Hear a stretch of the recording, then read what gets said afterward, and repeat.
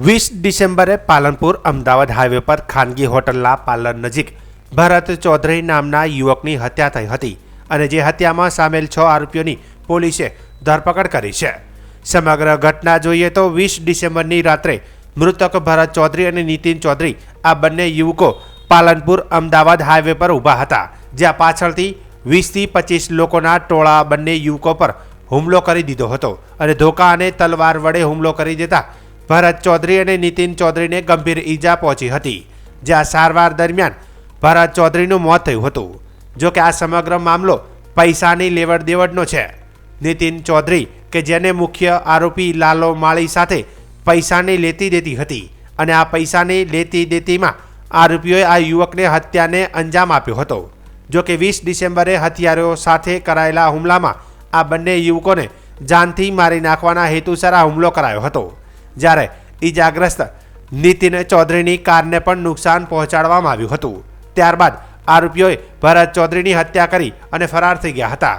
જો કે જે બાદ પોલીસે આરોપીઓની શોધી કાઢવા માટે એલસીબી એસઓજી સહિત પોલીસની 8 ટીમો બનાવી હતી, જેમાં પોલીસે 20 જેટલા લોકોને રાઉન્ડ અપ કર્યા હતા અને તપાસ હાથ ધરી હતી, જ્યારે 2000 જેટલા સીસીટીવી કેમેરામાં પણ તપાસ કરી હતી।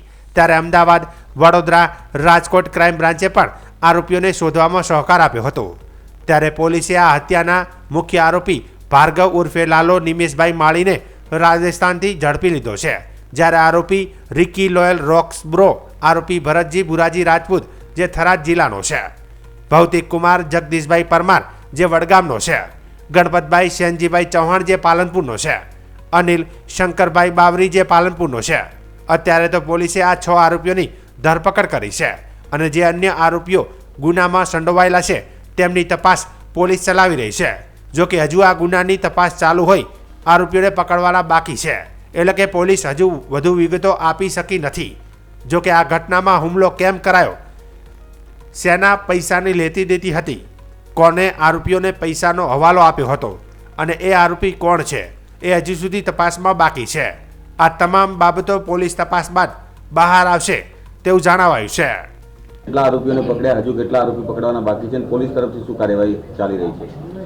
ગત તારીખ 20/12/2025ના રોજ બનાસકાંઠા જિલ્લાના પાલનપુર શહેર ખાતે જ્યાં એક યુવકને એક અજાણ્યા ઇસમો દ્વારા કરપીણ હત્યા કરવામાં આવી હતી। આ સમગ્ર બનાવ અન્વયે માનનીય ડીજીપી શ્રી વિકાસ સાહેબ તથા રેન્જ વડા શ્રી ચિરાગ કુરડિયા સાહેબ અને જિલ્લા પોલીસ વડા શ્રી પ્રશાંત સુંબે સાહેબના માર્ગદર્શન હેઠળ અલગ અલગ ટીમોનું ગઠન કરવામાં આવ્યું હતું। આ સમગ્ર બનાવની જે વાત કરી કે ગાદલપાડાના જે યુવાન છે નીતિનભાઈ કેશવભાઈ ચૌધરી, તેમને પૈસાની લેતી દેતી બાબતે જે મુખ્ય આરોપી જે છે ભાર્ગવ મંડોરા, તેના સાથે અંગત અદાવત હતી અને અદાવત અન્વયે આ લોકો જે રામદેવ હોટલ છે ત્યાં ભેગા થયા હતા। આ હોટલ પર ભેગા થયા ત્યારે જે મુખ્ય આરોપી છે ભાર્ગવ મંડોરા અને તેને સાથેના અન્ય આરોપી ઈસમો તેઓએ જે ભરતભાઈ ચૌધરી અને નીતિનભાઈ અને તેમના સાથેના ઈસમો તેના પર હુમલો કર્યો હતો।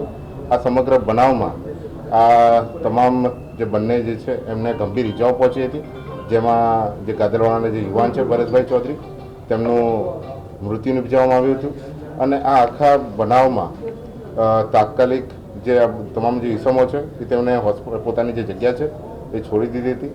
એ અન્વયે જે પાલનપુર પશ્ચિમ પોલીસ સ્ટેશનમાં એમાં ગુનો નોંધાય છે અને બનાસકાંઠા જિલ્લા પોલીસ વડા શ્રી પ્રશાંત સુંબે દ્વારા અલગ અલગ 8 જેટલી ટીમોનું ગઠન કરવામાં આવે છે, જેમાં ખાસ કરીને જે એલસીબી પીઆઈ શ્રી અમિત દેસાઈ, પાલનપુર પશ્ચિમ પીઆઈ શ્રી અંકુર દેસાઈ તથા જે આખી કડીમાં જે જોડતા જે સંપૂર્ણ રીતે ઇન્વેસ્ટિગેશનમાં સૌથી વધારે ઇફેક્ટ કર્યું અને જે આરોપીઓને શોધવા માટે અમારા સાયબર ક્રાઇમ પીઆઈ મોરડિયા સાહેબ તેમના દ્વારા આખી ટીમનું સંકલન કરવામાં આવ્યું હતું। આ સમગ્ર જે આરોપીઓના શોધખોળની જે બાબત હતી એમાં અમે અલગ અલગ જગ્યાઓથી અલગ અલગ વ્યક્તિઓને રાઉન્ડ અપ પણ કર્યા હતા, જે આપણે પહેલાં પણ એની વિગત આપી હતી અને જેમાં અંતે અમે 6 જેટલા આરોપીઓને હાલમાં ધરપકડ કરી છે।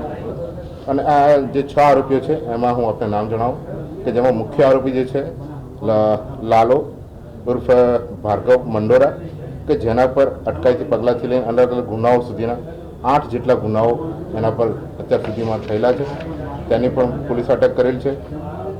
બીજો આરોપી જે છે ભરતજી ભુરાજી રાજપૂત, એના પર અત્યાર સુધીમાં 4 જેટલા ગુનાઓ બનાસકાંઠા પોલીસના નોંધાયેલા છે. તદુપરાંત જે ત્રીજો આરોપી છે રિકી નોયલ રોકબ્રો, જે પણ પાલનપુરનો વતની છે, એના પર 7 જેટલા અલગ અલગ ગુનાઓ નોંધાયેલા છે. તેમજ જે ચોથો આરોપી છે ભૌતિક કુમાર જગદીશભાઈ પરમાર પરખડી, તેના પર અલગ અલગ 5 જેટલા ગુનાઓ નોંધાયેલા છે. તેમજ આરોપી ગણપતભાઈ સેનજીભાઈ ચૌહાણ, તેના પર 2 જેટલા ગુનાઓ નોંધાયેલા છે. આ સમગ્ર બનાવમાં જે ચકચારી મર્ડર કેસ હતો, એમાં જે મુખ્ય આરોપી જે છે એ ભાર્ગવ ઉર્ફ લાલો નિમેશભાઈ મંડોરા, જે પાલનપુરનો રહેવાસી છે, એના શોધવામાં બનાસકાંઠા પોલીસ દ્વારા અલગ અલગ ટેકનિકલ ટીમોની અને હ્યુમન રિસોર્સિસની, હ્યુમન ઇન્ટેલિજન્સનો ઉપયોગ કરવામાં આવ્યો હતો. હું આ તબક્કે બનાસકાંઠા પોલીસ વતી ગુજરાત પોલીસની સમગ્ર ટીમો, એ અમદાવાદ ક્રાઇમ બ્રાન્ચ હોય, સુરત ક્રાઇમ બ્રાન્ચ હોય, વડોદરા ક્રાઇમ બ્રાન્ચ હોય કે રાજકોટ ક્રાઇમ બ્રાન્ચ કે દરેક જિલ્લા જે લોકલ ક્રાઇમ બ્રાન્ચ છે એનો પણ આભાર વ્યક્ત કરે છે કે તેઓએ પણ અમને આ સમગ્ર તપાસમાં સંપૂર્ણ સહકાર આપ્યો છે. તદુપરાંત હું ખાસ કરીને એક વાત કહેવા માગીશ કે જે નવીન ફોરેન્સિક જે આપણે પદ્ધતિ છે, જેમાં સંગઠિત કોઈ રીતે કાવતરું કર્યું હોય અને ખાસ કરીને ટોળા દ્વારા આવો હુમલો કર્યો હોય, ત્યારે ગેટ એનાલિસિસ ઇન્વેસ્ટિગેશન પદ્ધતિ, એટલે કે જે આરોપીઓની ચાલવાની પદ્ધતિ કે તેના ફૂટપ્રિન્ટ્સ, સુપ્રિન્ટ્સ કે બીજી અન્ય રીતે પણ એમને આઈડેન્ટિફાય કરી શકાય, એ પદ્ધતિ દ્વારા પણ અમે ઇન્વેસ્ટિગેશન કરી રહ્યા છે.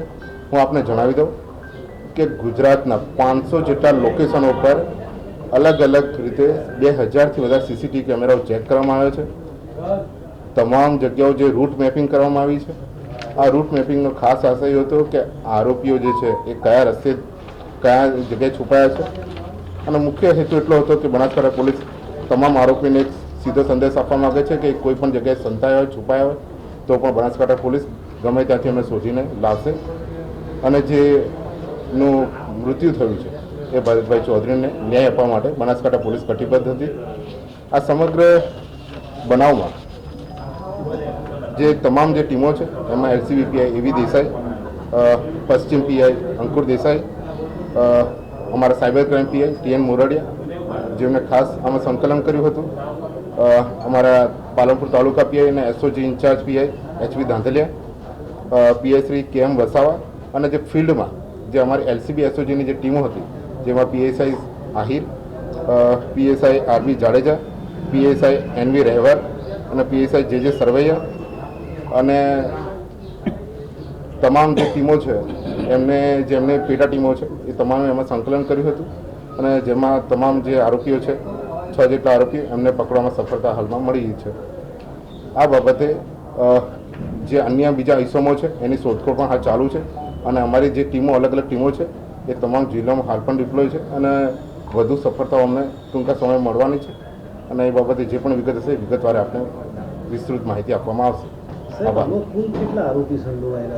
ફરિયાદમાં જે રીતે અમે કહ્યું છે એ રીતે એક મુખ્ય આરોપી અને 24 અન્ય આરોપી, એમ કરીને અમે તમામ જે આરોપી છે એને શોધખોળ કરી રહ્યા છે. અને શોધખોળના અંતે અમને જે પુરાવાના આધારે જે પણ શંકાસ્પદ હોય કે બીજા અન્ય જેનો આ મુખ્ય જે કાવતરું છે એમાં રોલ હોય કે પછી જે હોટસ્પોટ છે ત્યાંની અમે હિલચાલનું જે નવી પદ્ધતિ અમે શોધખોળ કરી રહ્યા છીએ, એમાં જે પણ અમને વિગતો મળશે એ રીતે અમે આરોપીઓને અટક કરશું. અને જેમાં હાલમાં તારીખમાં આ તમામ જે તપાસ છે અમારે પાલનપુર પશ્ચિમ પીએ અંકુર દેસાઈ ચલાવી રહ્યા છે, અને જે બીજા અન્ય આરોપી છે એમને પણ આઈડેન્ટિફાય કરીને ત્વરિત પકડવામાં આવશે. તપાસમાં શું સામે આવ્યું છે? કયા પૈસાની લેતી શેનો મામલો હતો? અત્યારે હાલમાં જે પૈસાની લેતી દેતી બાબતનું છે એની પણ અમે ઊંડાણપૂર્વક તપાસ કરી રહ્યા છે. એમાં જો વધારે વિગત માહિતી હશે ત્યારે આપણે વિસ્તૃત માહિતી આપવામાં આવશે. લાલો મંડોરા ક્યાંથી કેવી રીતે મળે, હત્યા કરીને ક્યાં ગયો હતો અને પોલીસે કઈ દિશામાં તપાસ કરી? જે મુખ્ય આરોપી છે લાલો મંડોરા, એને ટેકનિકલી અમારી ટીમો દ્વારા ખાસ કરીને જે પોલીસ દ્વારા જે બાતમી હકીકતના આધારે, કેમ કે એને ટેકનિકલી એ વ્યક્તિ મોબાઈલનો ઉપયોગ નહોતા કરી રહ્યા, એટલે બાતમી હકીકતના આધારે અમે એના હ્યુમન રિસોર્સના આધારે એની ધરપકડ કરેલી છે. અને હાલમાં ખાસ કરીને જ્યારે તપાસ ચાલુ હોય ત્યારે અમે વધુ વિગતવાર માહિતી અત્યારે હાલ આપી નથી રહ્યા.